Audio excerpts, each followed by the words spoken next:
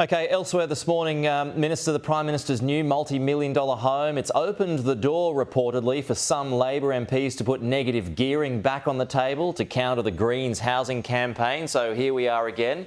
Will there be changes to this before the election?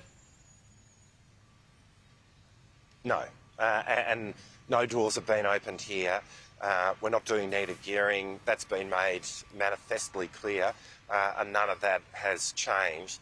Look, I think, Pete, the Prime Minister and his partner are entitled to have their own private affairs, their own private life. Obviously, the purchase of a property sits in that domain.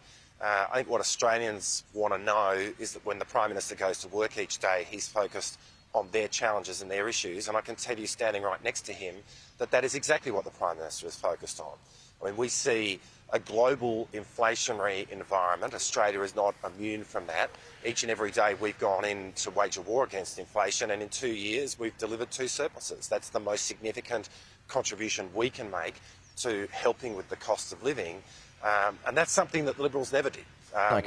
Throughout their entire time in office, despite promising they'd do it each and every year. Okay, but negative gearing options are being worked up by Treasury, but you're categorically ruling out any changes, just to be clear. I just did.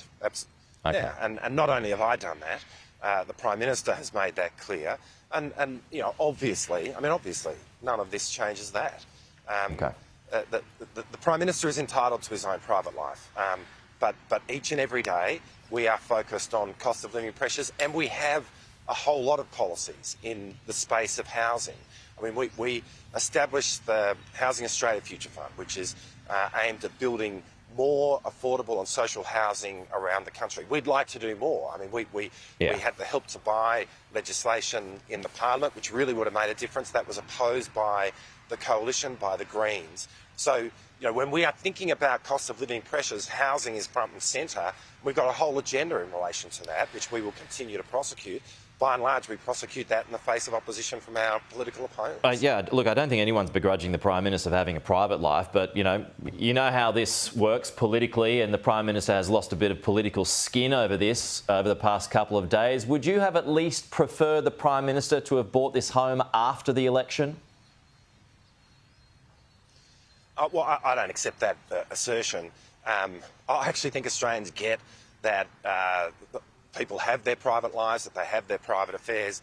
And, you know, I don't think, as I'm going around, that anyone is really that interested in what the Prime Minister is doing in terms of the purchase of a property for himself. I think what they are interested in is what he's doing when he's at work. And they know that he is focused on them and their cost of living challenges, and that includes in respect of housing.